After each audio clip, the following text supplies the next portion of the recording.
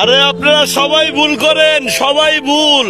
আপনাকেও ভুল, আপনারা ইচ্ছা করে করেন না অনিচ্ছায় করেন, এটা আপনারা জানেন। আরে আপনারা কি জানেন মোল্লা মুন্সিরে কইতেছেন হুজুর? আরে হুজুর হুজুর কইরা তো আগো সব কথা মাইনা নিতেছেন। আসলে ওরা এমন এমন মাসলা দেয় যে মাসলা গুলাই অগো কাছেই হুজুর হুজুর করতে হবে। আসলে ওরা হুজুর না, ওরা এক একজন এক একটা টাইটেল নিয়ে আসছে। কেউ হাফেজ সাহেব, কেউ মাওলানা সাহেব, কেউ কারি সাহেব, কেউ মুফতি সাহেব, আর ইমাম সাহেব মজ্জেম সাহেব তো আছেই।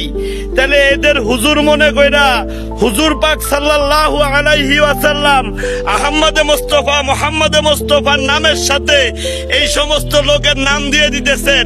আর এরা এমন এমন মাসলা দিতেছে যেই মাসলায় মসজিদের ভিতরে জুতা ফিকাফিকি করে, যেই মাসলায় আপনারা আপনাদের নিজের চোখেই দেখছেন মসজিদের জুতার বক্স দিয়া গ্লাস গুলা ভাঙা ফেলাইতেছে।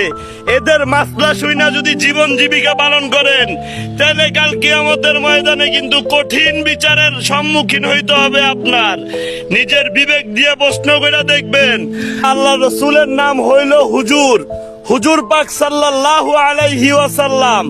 আর এই সমস্ত মোল্লা মুন্সি এদের বলতেছেন হুজুর, হাফেজ সাহেব, কারি সাহেব, মুফতি সাহেব। এরা মাসলা দিয়া মুসলমানের ভিতরে ঝামেলা লাগাই দিতেছে।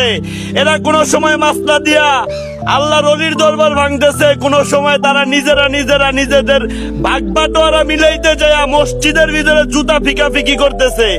এদের আশেপাশে থাকা যাবে না, এদের কথা শোনা যাবে না। নিজের বিবেক কি বলে সেই জিনিসটাকে একটু ভালো করে শুনবেন, বুঝবেন। নিজের বিবেক হইল সবচাইতে বড় আদালত। মানুষের উপরে কোনো সত্য নাই, পৃথিবীতে সত্য হইল মানুষ। যে মানুষকে দিয়ে আল্লাহ তাআলা তার নিজেকে প্রকাশ করছে, আল্লাহর প্রকাশের মূল মাধ্যমই হইল মানুষ। আর সেই মানুষকে মারতেছেন, মানুষের সাথে বাজে ব্যবহার করতেছেন।